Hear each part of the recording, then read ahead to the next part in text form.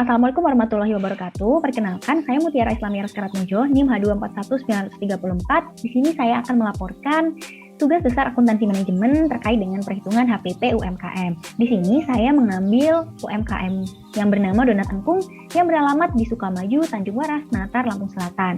Untuk nomor perizinannya belum ada dan pemiliknya adalah Ibu Kurniati atau biasa dipanggilnya. Nah, Donat Engkung ini adalah UMKM yang bergerak dalam usaha bakery khususnya donat mini, didirikan oleh Ibu Kurniati sendiri sejak bulan April 2020 lalu dan hanya ada di Lampung serta belum memiliki cabang. Toko roti ini menawarkan banyak varian topping yaitu vanila, coklat, tiramisu, green tea, dan taro. Untuk harga per kotaknya adalah Rp15.000 saja dan donat ini ditargetkan untuk semua kalangan. Lokasinya juga cukup strategis karena berada di dekat Pasar Natar, Lampung Selatan. Nah, Donat Engkung ini beroperasi setiap hari mulai dari jam 9 pagi sampai dengan jam 8 malam. Pada perhitungan HPP ini, saya hanya mengambil 5 varian topping yaitu vanila, coklat, tiramisu, green tea, dan taro. Yang saya asumsikan dapat merepresentasikan subvarian topping lainnya. Kemudian proses produksinya, untuk alatnya kurang lebih semua varian sama dengan menggunakan 15 alat ini. Kemudian untuk bahannya kurang lebih juga sama, yang membedakan hanya toppingnya saja. Nah, Donat Engkung ini menghabiskan setiap harinya untuk satu kotak itu sekitar 100 gram atau 1 batang topping. Nah, untuk topping vanila sendiri dapat menghasilkan 9 kotak per hari, berarti 9 batang per hari, dan ketika diakumulasikan dalam 1 bulan maka terdapat 270 kotak per bulan. Begitu juga dengan topping coklat, tiramisu, green tea, dan taro. Seperti yang tertera pada slide. Selanjutnya adalah proses produksi, di mana Donat Engkung ini melakukan hal-hal berikut untuk memproduksi donatnya. Yang pertama, bahan dimasukkan semuanya ke dalam baskom lalu dimixer sampai kalis, kemudian dibentuk bulat-bulat lalu ditutup dengan lap selama 10 menit. Kemudian ditimbang dengan ukuran 18 gram agar ukurannya rata, lalu ditutup lagi dan ditunggu sampai dengan 1 jam. Baru kemudian boleh digoreng dan setelah dingin baru ditopping. Jika ditinjau dari pemasarannya, toko Donat Engkung ini berada di tempat yang strategis karena berada di jalan yang menuju ke arah Pasar Natar, Lampung Selatan. Nah, juga menggunakan jasa pesan antar online untuk memperluas pasarnya dan memasarkan produknya melalui media sosial seperti WhatsApp dan juga dengan dari mulut ke mulut pelanggan. Produk donat ini juga ditujukan untuk semua kalangan, baik kalangan menengah ke atas dan menengah ke bawah. Tentunya bagi kalangan menengah ke bawah, donat ini cukup murah dengan rasa yang dengan tekstur yang lembut dan rasa yang enak. Dan untuk kalangan menengah ke atas, tentunya ini sangat murah dan dapat dibandingkan tidak kalah dengan merek-merek lain yang lebih besar. Untuk manajemen sumber daya manusianya sendiri, Donat Engkung ini memiliki tenaga kerja yaitu berjumlah 1 orang, di mana hari kerjanya 26 hari dan libur 4 hari setiap hari Minggu. Kemudian upahnya adalah Rp25.000 per hari, sehingga jika diakumulasikan dalam 1 bulan, sekitar Rp650.000 per bulan. Yang bertugas untuk menyiapkan operasional sebelum gerai dibuka, hanya menggoreng donat, menyiapkan topping, menata donat di etalase, melayani pelanggan, dan sekaligus membersihkan toko. Selanjutnya adalah perhitungan HPP yang telah ada. Nah, pemilik Donat Engkung ini belum pernah melakukan perhitungan HPP sebelumnya, jadi langsung saja ke perhitungan HPP yang seharusnya. Yang pertama adalah biaya bahan baku. Nah, di sini saya menggunakan metode full costing sehingga memasukkan komponen biaya overhead variabel dan overhead tetap.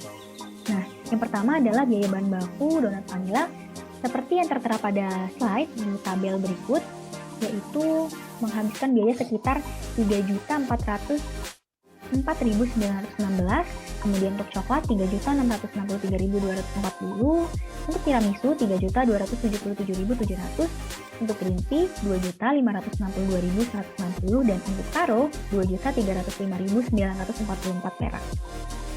Yang kedua adalah biaya tenaga kerja langsung. Untuk menghitung biaya tenaga kerja langsung dapat menggunakan rumus berikut. Jumlah kotak yang dihasilkan tiap harian dibagi dengan jumlah seluruh kotak, kemudian dikali dengan gaji per bulan. Misalnya 270 ini dibagi dengan total kotaknya adalah 1.200 dan dikali gaji per bulannya 650.000 akan menghasilkan angka-angka yang ada pada tabel ini. Kemudian yang ketiga adalah biaya overhead. di mana biaya overhead ini ada dua, yaitu biaya overhead variabel dan overhead tetap. Untuk overhead variabel dapat dihitung dengan cara jumlah kotak yang diproduksi untuk setiap harian dibagi dengan total unit alatnya dikali dengan harga satuan unit, akan menghasilkan angka-angka seperti pada tabel yang tertera di slide. Nah, kemudian untuk biaya overhead tetap yang pertama adalah biaya listrik. Untuk biaya listrik ini menggunakan rumus perhitungannya jumlah kotak masing-masing varian dibagi dengan jumlah seluruh kotak dikali biaya listrik per bulan. Berarti contohnya 270 ini dibagi dengan 1.200 untuk total seluruh kotak, kemudian dikali dengan biaya listrik per bulan yaitu 150.000, akan menghasilkan angka-angka pada tabel yang tertera pada slide. Nah, selanjutnya adalah biaya overhead tetap untuk sewa bangunan. Akan menghasilkan angka-angka yang tertera pada slide, di tabel di slide. Caranya kurang lebih sama seperti yang tadi, tetapi dikalikan dengan biaya sewa per bulan. Nah, untuk biaya overhead tetap yang ketiga yaitu biaya depresiasi, di mana menghitungnya adalah harga satuan dikurang nilai sisa dibagi dengan umur ekonomis per bulan. Nah, yang memiliki nilai sisa hanya mixer, alas pemotong, timbangan, dan kompor saja. Nah, kemudian setelah didapatkan hasilnya, baru dapat menghitung biaya depresiasi per varian, di mana jumlah kotaknya 270 dibagi dengan 1.200 jumlah seluruh kotaknya dikali dengan biaya depresiasi per bulan, yaitu 26.667. Nah, maka akan menghasilkan perhitungan seperti pada gambar ini, yaitu untuk COGM ini sendiri adalah total dari direct material, kemudian ditambah dengan TMC, kemudian ditambah dengan WIP awal dan dikurangi dengan WIP awal akan menghasilkan COGM ini atau harga pokok produksi. Dan ketika ditambahkan dengan beginning finish good dikurang dengan ending finish good akan menghasilkan COGS ini atau harga pokok penjualan. Nah, jumlah produk yang dihasilkan ini adalah masing-masingnya seperti yang tertera pada tabel ini, sehingga didapatkan BEP per unitnya adalah seperti yang tertera pada tabel juga. Dan untuk harga jual satuan unitnya adalah semuanya sama 15.000, sehingga keuntungannya masing-masing dari varian itu adalah yang donat vanilla 1.022 perak, untuk coklat 1.422 perak, untuk tiramisu 522 perak, untuk green tea 822 perak, dan untuk taro 822 perak. Sehingga kesimpulannya, setelah dilakukan perhitungan, didapatkanlah HPP dari setiap varian.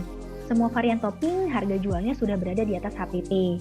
Nah, walaupun sudah berada di atas HPP, tetapi topping tiramisu, green tea, dan taro hanya memiliki selisih yang sedikit di atas HPP.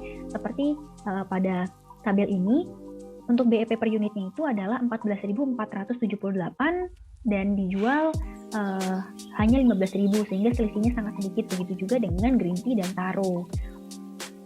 Nah, hal ini disebabkan karena bahan baku topping memiliki harga yang cukup mahal.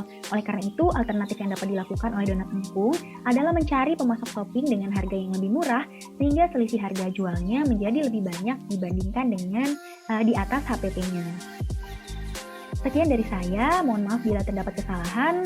Wassalamualaikum warahmatullahi wabarakatuh.